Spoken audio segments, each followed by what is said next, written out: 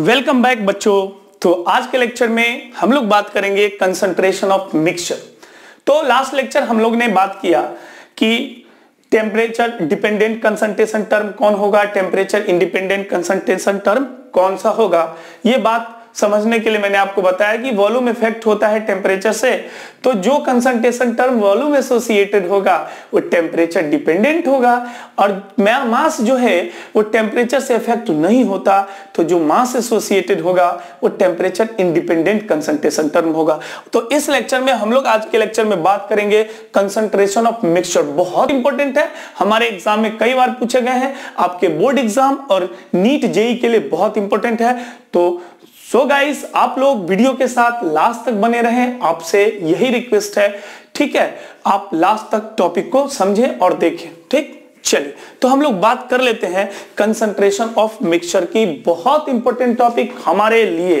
तो हम लोग बात करने जा रहे हैं। अब क्या है कि कंसंट्रेशन मिक्सचर का निकालना है, तो कंसंट्रेशन तो मोलैरिटी होता है, नॉर्मलिटी होता है, फॉर्मेलिटी होता है, तो यही सब ना निकालेंगे। हाँ भाई, यही सब निकालना ही पड़ेगा आपको, तो यही सब निकालेंगे। हम लोग मिक्सचर का कंसंट्रेशन निकालने जा रहे हैं।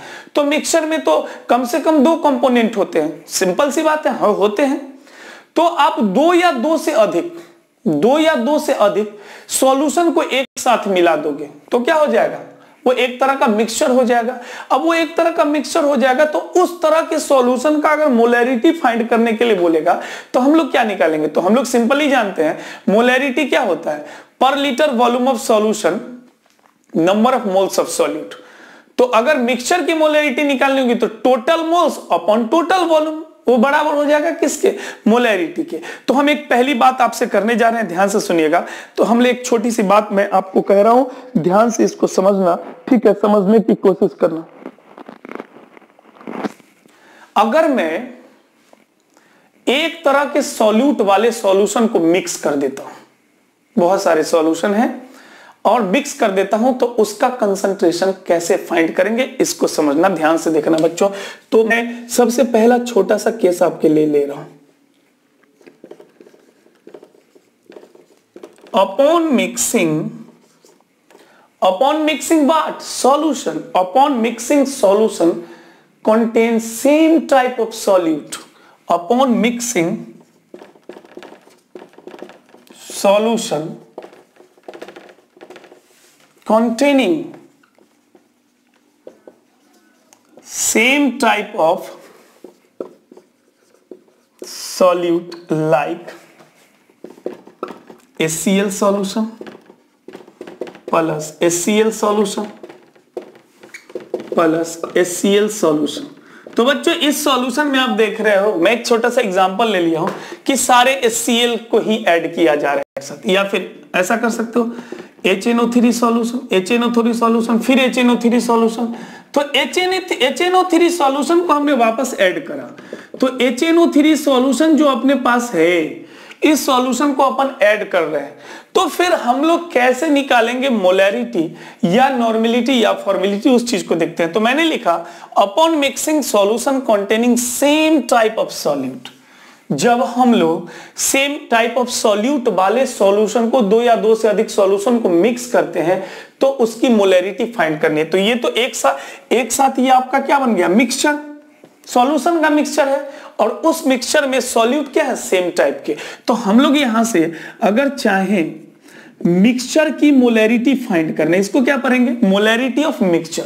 मोलैरिटी ऑफ मिक्सचर फाइंड करना है तो सिंपली हम लोग को पता है कि मोलैरिटी अगर हमें फाइंड करना होता है तो number of moles upon volume of solution in litre. तो यह मिक्सचर की मोलैरिटी फाइंड करनी है तो टोटल मोल्स लेना होगा। तो ध्यान से समझो, टोटल नंबर ऑफ मोल्स किसका, मिक्सचर का, upon total volume, total number of moles upon total volume, ये हम लोग बात करेंगे। बच्चों आप ध्यान से समझो, सिंपली एक बात आपने पढ़ रखा है, molarity is equal to number of mole upon volume. अब यहां से नंबर ऑफ मोल निकालना है तो क्या लिखेंगे, मोलैरिटी इनटू वॉल्यूम लिखेंगे। तो अब बच्चों देखो, अब क्या है, टोटल नंबर ऑफ मोल्स निकालना है, तो इस सॉल्यूशन का जो नंबर ऑफ मोल्स होगा वो क्या होगा, मोलैरिटी इनटू वॉल्यूम। तो आप क्या लिखोगे, M1 V1 प्लस फिर वापस इसके लिए M2V2, फिर वापस M3V3, इस तरह करके और भी अगर सॉल्यूशन मिलाए रहते तो इसको ऐड करते चले जाते। टोटल वॉल्यूम क्या होगा, इसका V1, इसका V2, इसका V3, इस तरह करके हम लोग क्या फाइंड कर लेंगे, हम लोग फाइंड कर लेंगे मिक्सचर की मोलैरिटी। हम लोग क्या फाइंड कर लेंगे, मिक्सचर की मोलैरिटी। सिंपल सा बात है, एकदम सिंपल है कि अगर दो या दो से अधिक सॉल्यूशन को जिसमें सॉल्यूट सेम हो एक साथ मिला दिया जाए और फिर बोलता हमें कि मिक्सचर की मोलैरिटी फाइंड करो, तो आप सिंपली फाइंड कर लोगे। जितने सॉल्यूशन होंगे उसके इंडिविजुअली मोल्स को ऐड कर दो और इंडिविजुअली वॉल्यूम को ऐड कर दो, दोनों का रेशियो ले लो, ठीक है, क्योंकि मोलैरिटी इक्वल टू होता ही है number of moles upon volume. तो टोटल मोल्स जितने सॉल्यूशन उसके मोल्स, टोटल वॉल्यूम जितने सॉल्यूशन उसके वॉल्यूम को ऐड कर दोगे, आपको क्या मिल जाएगा, मिक्सचर की मोलैरिटी मिल जाएगी। बोला क्लियर है, 100%। चलो बहुत बढ़िया, तो आप इसको समझ लिए, ठीक है। तो नेक्स्ट हम लोग देखेंगे, हम लोग आगे समझेंगे कि जब हम लोग सेम या डिफरेंट टाइप ऑफ सॉल्यूशन को एक साथ मिक्स करते हैं तो उस केस में नॉर्मेलिटी कैसे फाइंड किया जाता है मिक्सचर का, ठीक है। तो हम लोग नेक्स्ट वही देखेंगे। चलो चलिए, बहुत बढ़िया, तो आप लोग समझना इसको। डिफरेंट सॉल्यूशन को एक साथ मिक्स कर देते हैं तो उस केस में कंसंट्रेशन कैसे फाइंड किया जाता है, बच्चों समझना आप इसको। तो आप जो यहां पे दो या दो से अधिक सॉल्यूशन को मिक्स करने जा रहे हो एक साथ जो सेम या डिफरेंट हो, उसमें आपको छोड़ देना है एसिड और बेस मिक्सचर को। एसिड और बेस को मिक्स एक साथ नहीं करेंगे, मतलब उसको छोड़ के हम कंसंट्रेशन यहां पे फाइंड करने जा रहे हैं। We are going to find concentration except the mixture formed by acid and base. Acid और बेस के मिक्सचर को छोड़ के हम लोग डिफरेंट तरह के, चाहे एसिड एसिड के साथ मिला हो, चाहे डिफरेंट क्यों ना हो, सेम क्यों ना हो, उसका हम कंसंट्रेशन फाइंड करेंगे। लेकिन किसको छोड़ रहे हैं अपन, एसिड और बेस के मिक्सचर को छोड़ रहे हैं। तो एसिड और बेस के मिक्सचर को छोड़ के बहुत सारे मिक्सचर, जैसे बेस बेस के साथ कंबाइंड करके सॉल्यूशन का मिक्सचर बना रहा है, या एसिड एसिड के साथ, चाहे सेम एसिड हो चाहे डिफरेंट एसिड हो, उस केस में कंसंट्रेशन कैसे फाइंड करते हैं। तो बच्चों समझना, तो हमने लिखा upon mixing solution containing same और different types of solution except acid और base, therefore we can say, अगर हमें नॉर्मेलिटी ऑफ मिक्सचर फाइंड करना है बच्चों, तो हम लोग इसके ले लेंगे N1V1 प्लस N2V2। इस पे प्रॉब्लम भी करवाऊंगा मैं, टेंशन मत लेना आप लोग। N3V3 सारे प्रॉब्लम को करेंगे अपन, सारा प्रॉब्लम अभी बाकी हम लोग का करना।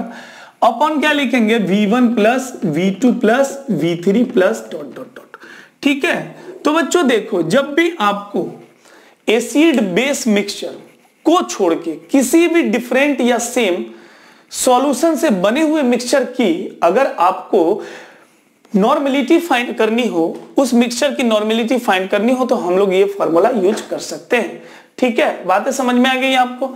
चलो जल्दी इसको कॉपी करो आप, जल्दी। जहां n क्या है अपने पास, n मिक्सचर को क्या पढ़ेंगे आप लोग, हम लोग पढ़ेंगे नॉर्मेलिटी ऑफ मिक्सचर। हम लोग क्या पढ़ेंगे, n मिक्सचर को पढ़ेंगे नॉर्मेलिटी ऑफ मिक्सचर।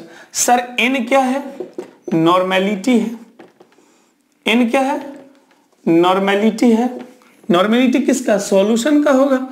v क्या है, volume of solution, volume of solution और नॉर्मेलिटी ऑफ सॉल्यूशन, ठीक है। तो आप इस चीज को समझो, तो आपने इस चीज को देख लिया। अब प्रश्न ये उठता है कि सर जब आपने तो यहाँ पे कह दिया कि नॉर्मेलिटी हमको फाइंड करना है, हम लोग को फाइंड करना है कि नॉर्मेलिटी फाइंड करना है एसिड और बेस मिक्सचर को छोड़ के किसी भी तरह के डिफरेंट या सेम मिक्सचर को ऐड करते हैं तो हम लोग नॉर्मेलिटी मिक्सचर का फाइंड कर सकते हैं।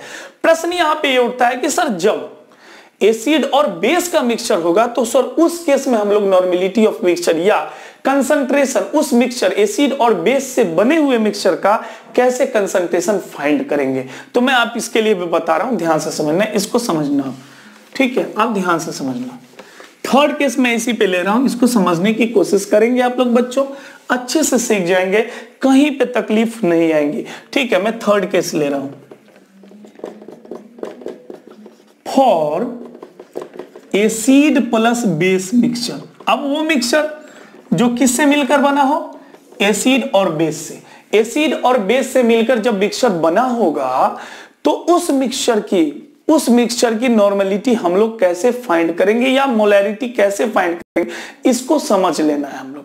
अगर नॉर्मेलिटी फाइंड कर लें तो मोलैरिटी फाइंड करना आसान होगा। एक मैंने रिलेशन आपको बता भी रखा है पीछे, normality is equal to molarity into N factor. तो नॉर्मेलिटी पता होगा तो normality upon N factor molarity हो जाएगा, तो करना आसान है। तो हम लोग यहां से अब हम लोग बात करने जा रहे हैं एसिड और बेस से बने हुए मिक्सचर के लिए हम लोग कंसंट्रेशन, उस मिक्सचर का कंसंट्रेशन कैसे फाइंड करेंगे। तो इसके लिए कुछ मैथमेटिकल सिस्टम को समझना है आपको, ध्यान से समझिएगा। तो हम लोग इसको इस तरफ फाइंड कर सकते हैं। अगर हमें एसिड और बेस से बने हुए मिक्सचर का नॉर्मेलिटी फाइंड करना है तो हम लोग फाइंड कर सकते हैं मॉडुलस ऑफ, मॉडुलस एक ऐसी मशीन है जिसमें किसी वैल्यू को डालोगे तो पॉजिटिव वैल्यू ही देता है, ठीक है। इस बात को आप जानते हो, बचपन से पढ़ा आपने।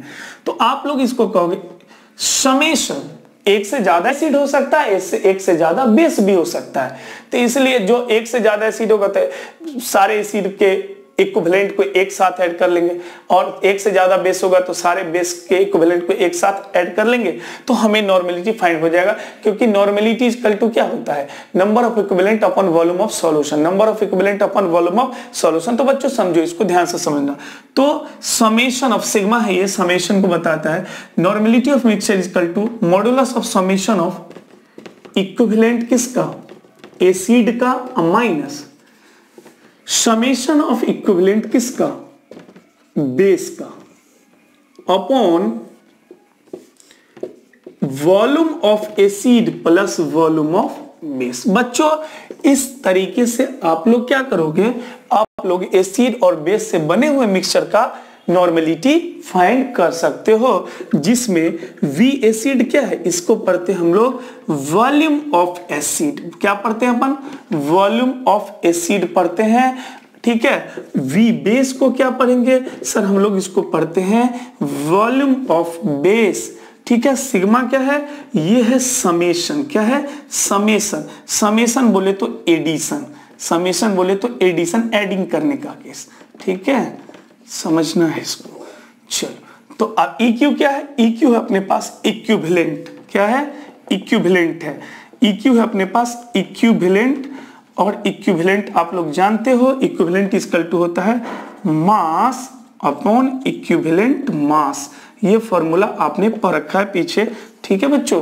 तो आप इसको देख लो, देखो जब एसिड और बेस मिक्सचर की हमें नॉर्मेलिटी फाइंड करनी हो, उस मिक्सचर की नॉर्मेलिटी फाइंड करनी हो, तो ये क्या होगा, summation of equivalent of acid minus summation of equivalent of base upon volume of acid plus volume of base, जहां V एसिड क्या है, वॉल्यूम ऑफ एसिड है, V बेस क्या है, वॉल्यूम ऑफ बेस है, सिग्मा क्या है, समेशन या एडिशन। मतलब क्या है, एक से ज्यादा सॉल्यूशन अगर उसमें होगा, एक से ज्यादा एसिड होगा तो एक से ज्यादा एसिड के इक्विवेलेंट को एक साथ ऐड कर लेंगे, एक से ज्यादा बेस होगा उस मिक्सचर में तो एक से ज्यादा बेस के इक्विवेलेंट को हम लोग एक साथ ऐड करेंगे, दोनों का सब्सट्रैक्शन करेंगे, दोनों की वॉल्यूम को ऐड कर देंगे, हमें क्या मिल जाएगा, मिक्सचर की मोलैरिटी। अब यहीं से मोलैरिटी पूछ देगा तो हम लोग आराम से निकाल लेंगे, नॉर्मेलिटी मिल चुका है, और नॉर्मेलिटी इक्वल टू होता है मोलैरिटी इनटू एन फैक्टर। तो जो भी सब्सटेंस होगा उसका एन फैक्टर हमें पता होगा, आसानी से हम लोग कैलकुलेट कर लेंगे। बातें समझ में आ गई बच्चों, किसी को कोई प्रॉब्लम थोड़ा सा भी है, चलो थोड़ा सा भी प्रॉब्लम नहीं है। अब क्या है, अब हम लोग आगे टॉपिक बात करेंगे। आपने जो मिक्सचर बना लिया, एसिड और बेस मिक्सचर बना लिया, अब एसिड और बेस जब रिएक्ट करता है तो सॉल्ट बनता है, ये आपने बचपन में पढ़ा है। तो वो जो सॉल्ट बनेगा उसका नेचर कैसा होगा, इसकी बात हम लोग आगे करते हैं, ठीक है, इसकी बात हम लोग आगे करते हैं, समझना इसको। तो लगे हाथ हम लोग बात कर ही लेते हैं nature of acid plus base mixture की, ठीक है बच्चों। तो इसको अच्छे से समझना, अच्छे से आपको समझते जाना है। कहीं डाउट हो तो आपको कमेंट बॉक्स में कमेंट करना है कि सर डाउट आ रहा है। Nature of acid base mixture, acid और बेस मिक्सचर का नेचर कैसा होगा, मतलब एसिड और बेस सॉल्ट बनाते हैं, कहने का मेरा मतलब यही है कि जो सॉल्ट बनेगा उसका नेचर कैसा होगा। सिंपल सा बात, मैं आपको एक छोटी सी एग्जांपल देता हूं, बच्चों ध्यान से समझना। मान लो एक एग्जांपल दे रहा हूं कि दो गली है, एक गली में 500 कुत्ते 3 लोग रहते हैं, तो उसको कुत्ता गली कहेंगे अपन, कहेंगे कि नहीं कहेंगे, बिल्कुल कहेंगे सर। ठीक उसी तरह अगर मान लो एसिड और बेस से मिक्स होके मिक्सचर बन रहा है, उस मिक्सचर में अगर एसिड का अमाउंट ज्यादा हो जाएगा, तो मिक्सचर एसिडिक हो जाएगा। बेस का अमाउंट ज्यादा होगा तो मिक्सचर बेसिक होगा, और एसिड और बेस दोनों का अमाउंट सेम हो जाएगा तो मिक्सचर न्यूट्रल होगा, क्योंकि बेस और एसिड के अमाउंट दोनों के इक्वल होने से वो एक दूसरे को क्या करता है, न्यूट्रीफाई कर देता है। तो क्या हो जाएगा उस केस में मिक्सचर क्या हो जाएगा, न्यूट्रल हो जाएगा। तो बात को समझना, ध्यान से मैं लिख रहा हूं, इसको समझना बच्चों। इक्विवेलेंट का मतलब आपने समझ लिखा है, मास अपॉन इक्विवेलेंट मास होता है। तो मैं एक छोटी सी बात आपको बता रहा हूं, इसको समझना है, बहुत इंपॉर्टेंट है आपके लिए, ठीक है। इसको समझो, आप अच्छे से समझने की कोशिश करो। मैं यहां पे कुछ लिख रहा हूं, ध्यान से समझना। यहां पे लिख रहा हूं इक्विवेलेंट, मैं यहां पे लिख रहा हूं इक्विवेलेंट। कंडीशन को समझना है आपको बच्चों, इक्विवेलेंट किसका ज्यादा किसका कम ये लिख रहा हूं, उससे नेचर हमें पता चल जाएगा। नेचर किसका पता चलेगा, मेरा नहीं सर, उस मिक्सचर का जो किससे बन रहा है, एसिड और बेस के मिलने से। Nature of acid plus base mixture, acid और बेस के मिक्सचर से जो मिक्सचर बनेगा, एसिड और बेस के मिलने से जो मिक्सचर बनेगा उसकी नेचर हमें पता चल जाएगी। हमने लिखा इफ यहां पे इफ को यूज कर रहा हूं मैं, हमने यहां पे लिखा इफ कंडीशन है इक्विवेलेंट ऑफ एसिड। अगर मान लो आपने कैलकुलेट करा, बहुत सारे एसिड का इक्विवेलेंट कैलकुलेट कर लिया, और उस मिक्सचर में इक्विवेलेंट का जो एसिड का जो इक्विवेलेंट है, एसिड का जो इक्विवेलेंट है बच्चों, एसिड का जो इक्विवेलेंट है अपने पास, वो बेस के इक्विवेलेंट से अगर ज्यादा हो जाता है, इक्विवेलेंट एसिड किससे ज्यादा है, बेस के इक्विवेलेंट से, तो उस केस में बच्चों नेचर जो मिक्सचर का होगा, एसिड बेस मिक्सचर का, वो क्या हो जाएगा, वो हो जाएगा एसिडिक, ठीक है। दूसरा देखो, अगर एसिड का इक्विवेलेंट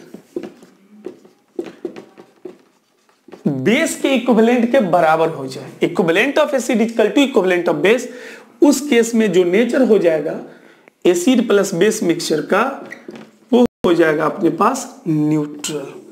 क्या हो जाएगा, न्यूट्रल हो जाएगा।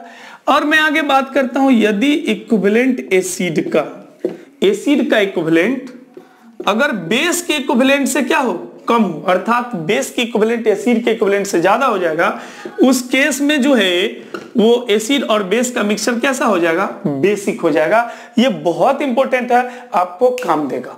और मैं आगे अब एक और बात आपको बताने वाला हूं जो बहुत ही इंपॉर्टेंट है, और वो बात यह है, ध्यान से सुनिएगा बच्चों। जैसे मान लो आपने सॉल्यूशन बना लिया,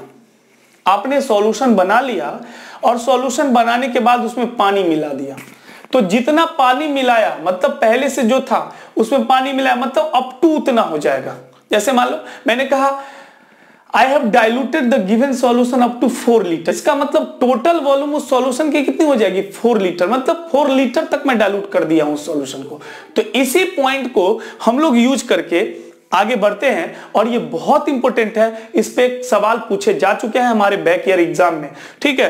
तो आप इसको अच्छे से समझना, मैं इस बात को लिख रहा हूं, ठीक है। आपने इस कंसंट्रेशन ऑफ मिक्सचर फाइंड कर लिया है, मिक्सचर का कंसंट्रेशन, मोलैरिटी, मिक्सचर का नॉर्मेलिटी, मिक्सचर का आपने फाइंड करा है। लेकिन अभी जो मैं बात बताने जा रहा हूं बहुत इंपॉर्टेंट है, बहुत उम्दा है, इसमें मैं एक सवाल भी लूंगा, उसको समझना, आप ध्यान से सीखने की कोशिश करना बच्चों, ठीक है। तो मैं उसी को आपके सामने ले रहा हूं, आप इसको समझने की कोशिश कीजिएगा अच्छे से, बहुत ही इंपॉर्टेंट है। तो बच्चों हम लोग बात करते हैं कि जब मिक्सचर बन जाए और मिक्सचर को बनाने के बाद, सॉल्यूशन को बनाने के बाद उसको डाइल्यूट किया जाए, तो उसकी कंसंट्रेशन हम लोग कैसे फाइंड करते हैं, ध्यान से समझना। मैं इस पे कुछ पॉइंट लिखा है, ध्यान से समझिएगा। हमने लिखा इफ मिक्सचर इज डाइल्यूटेड, यदि मिक्सचर को डाइल्यूट किया जाता आफ्टर इस फॉर्मेशन, मिक्सचर के बन जाने के बाद उसमें आप पानी मिला रहे हो, डाइल्यूट कर रहे हो।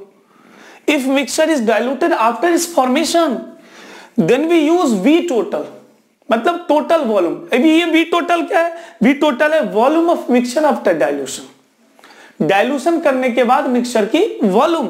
तो बच्चों हमने कहा if mixture is diluted after इस formation then we use V total, it means volume of mixture after dilution, dilution के बाद मिक्सचर की volume in place of V1, V2, V3। जो हम लोग मतलब स्लॉट में जो इंडिविजुअल वॉल्यूम है उसके एडिशन की जगह हम लोग डाइल्यूशन के बाद जो वॉल्यूम बनता है वो V टोटल जो होगा volume of mixture after dilution होगा, मतलब डाइल्यूट करने के बाद टोटल वॉल्यूम होगी वो, ठीक है। ध्यान समझ। तो हम लोग क्या करेंगे, तो जैसे मान लो मोलैरिटी ऑफ मिक्सचर फाइंड करने के लिए ये फॉर्मूला था, तो अगर मान लो जो मिक्सचर बना दिया गया था अब उसको डाइल्यूट कर दिया जाए अप टू 2 लीटर, तो V1 V2 V3 की जगह हम लोग 2 लीटर यूज करेंगे, न कि V1 V2 जो दिया रहेगा उसको यूज करेंगे। ठीक है, ये बात मैं कह रहा हूं। मैंने एक एग्जांपल लिया बच्चों, ध्यान से समझना इसको। जैसे मान लो हमारे पास एक मिक्सचर है HCl plus H2SO4 plus HNO3, जिसमें इसकी नॉर्मेलिटी N है, H2SO4 की नॉर्मेलिटी N/2 है, HNO3 की नॉर्मेलिटी N/3 है, वॉल्यूम है 10 ml इसका, वॉल्यूम 20 ml इसका, वॉल्यूम 30 ml, ये हमारे पास वॉल्यूम दे रखा है बच्चों। अब हमें क्या करना है, the given mixture is diluted, इस मिक्सचर को आप डाइल्यूट कर दिया गया टू 1 लीटर। इसका मतलब है कि डाइल्यूशन के बाद मिक्सचर की जो कुल वॉल्यूम होगी, टोटल वॉल्यूम होगी, वो कितनी होगी, 1 लीटर होगी। तो हम लोग 10 + 20 + 30 नहीं लेंगे, हम लोग क्या लेंगे, 1 लीटर लेंगे, टोटल वॉल्यूम लेंगे। ये बात मैं कह रहा हूं, ठीक है बच्चों, ध्यान से समझ लो आप इसको। तो देखो, तो हम लोग नॉर्मेलिटी ऑफ मिक्सचर यहां से फाइंड कर सकते हैं। तो नॉर्मेलिटी ऑफ मिक्सचर क्या होगा, N1V1 + N2V2 + N3V3, ये फॉर्मूला अपन यूज करेंगे। और V1 V2 V3 के जगह हम लोग यूज करेंगे V टोटल। अब ये V टोटल क्या है मैं आपको बता भी देता हूं, ध्यान से समझो। ये जो V टोटल है ये है आप volume of mixture, volume of mixture after dilution, volume of mixture after dilution. तो डाइल्यूशन के बाद the given mixture is diluted to 1 litre, तो डाइल्यूशन के बाद वॉल्यूम कितनी हो गई इस मिक्सचर की, 1 लीटर हो गई। तो टोटल वॉल्यूम 20 + 30 + 10 नहीं होगा, क्या होगा, 1 लीटर होगा। 1 लीटर इक्वल टू क्या होता है, 1000 ml। तो आप N1 क्या है यहाँ पर हमारे पास, N1 है हमारे पास 1 इन इसको पढ़ सकते हैं, इनटू V1 क्या है 10 है, प्लस N2 क्या है 1/2 नॉर्मल, V2 क्या है 20, प्लस N3 क्या है 1/3, V3 क्या है 30, और टोटल वॉल्यूम 1 लीटर है। 1 लीटर मैंने वॉल्यूम ऊपर लिया है आपका मिलीलीटर में, तो नीचे 1 लीटर को क्या लिखेंगे 1000 ml।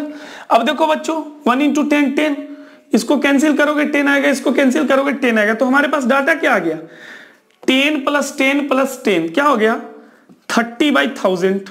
30/1000 को हम लोग क्या लिख सकते हैं, तो हम लोग के पास नॉर्मेलिटी ऑफ मिक्सचर आ गया।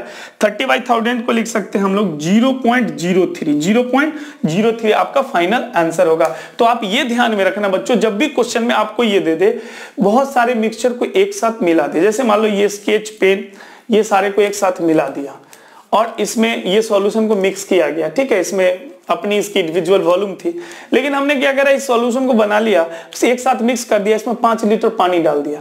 तो 5 लीटर पानी मतलब इसको पानी, इसमें जो पानी डाला उसकी वॉल्यूम जो है 5 लीटर तक चली गई।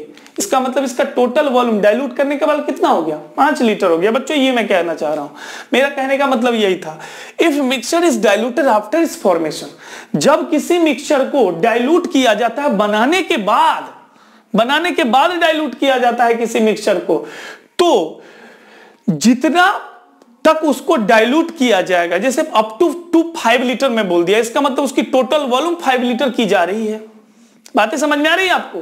तो सिंपल सा ये बात है कि if mixture is diluted after its formation, किसी मिक्सचर को बनाने के बाद डाइल्यूट किया जाए, then we use V total. V total क्या है बच्चों, volume of mixture after dilution, मतलब वो जो बनाए गए मिक्सचर हैं उसकी वॉल्यूम डाइल्यूशन के बाद। Then we use V total in place of V1 V2 V3, मतलब ये जैसे मान लो एग्जांपल में मोलैरिटी फाइंड करने के लिए फॉर्मूला यूज करते हैं हम लोग, और नीचे में आपका डिनोमिनेटर में आता है V1 V2 V3, मतलब जो डिफरेंट वॉल्यूम्स हैं सॉल्यूशन के उसको। लेकिन अगर मान लो ये बन चुका है और बनाने के बाद आपने जो वाटर डाल दिया, डाइल्यूट कर दिया उसको, तो जितना तक आपने डाइल्यूट किया वही टोटल वॉल्यूम होगा इन प्लेस ऑफ दिस। ठीक है, बात समझ में आई? जैसे एग्जांपल लिया, बहुत सारे सॉल्यूशन एक साथ मिक्स किए जा रहे हैं, इसकी नॉर्मेलिटी 1 है, इसकी नॉर्मेलिटी 1/2, इसकी नॉर्मेलिटी 1/3, इसकी वॉल्यूम 10 ml, 20 ml, 30 ml। तो बच्चों अब क्या कह रहा है कि ये जो मिक्सचर है, the given mixture is diluted to 1 litre, it means इस टोटल मिक्सचर को, मतलब क्या है, ये जो 30 20 50 10 60 था, मतलब 60 ml को कहां तक ले जाया गया, 1 लीटर तक, मतलब डाइल्यूट किया जाएगा तो टोटल वॉल्यूम 1 लीटर हो गया, है कि नहीं? बात समझ में आ रहा है? 1 लीटर हो गया। तो कैलकुलेट नॉर्मेलिटी ऑफ मिक्सचर, तो नॉर्मेलिटी मिक्सचर का हम लोग इस तरह फाइंड कर सकते हैं। बातें समझ में आ गई होंगी बिल्कुल। आपको किसी को डाउट थोड़ा सा भी होगा तो कमेंट बॉक्स में जरूर कमेंट कीजिएगा, और आपसे रिक्वेस्ट है प्लीज चैनल को सब्सक्राइब कीजिए, कमेंट कीजिए, कोई डाउट आ रहा है, और बेल आइकन को जरूर दबाइए ताकि मुझे एनर्जी मिलते रहे और मैं आपको बार बार ये चीज देता रहूं। ठीक है, तो बच्चों आपने यहां तक देख लिया, बहुत इंपॉर्टेंट बातें आपने आज के क्लास में पढ़ी हैं। ठीक है, और हम लोग आज अब हम लोग बात करने जा रहे हैं, अब हम लोग बात करेंगे इसी से रिलेटेड, और वो बात होगी आपकी concentration of particular types of ions in mixture. इससे क्वेश्चन कंपटीशन एग्जाम में पूछे जाते हैं। तो sir particular types of ions, concentration of particular types of ion in solution mixture, solution mixture में particular types of ions का concentration कैसे find करना है, इसको नेक्स्ट लेक्चर में हम लोग पढ़ेंगे। ठीक है, नेक्स्ट लेक्चर में मिलते हैं हम लोग। पार्टिकुलर टाइप्स ऑफ आयंस, किसी आयनिक कंपाउंड में बहुत सारे आयंस होते हैं और उस आयंस का हम लोग कैसे फाइंड करेंगे, क्या हम लोग फाइंड करेंगे कंसंट्रेशन। तो उसकी बात हम लोग करते हैं आगे। ठीक है, चलो तो आप इसको चेक कर लो। ठीक है, मिलते हैं हम लोग नेक्स्ट लेक्चर में।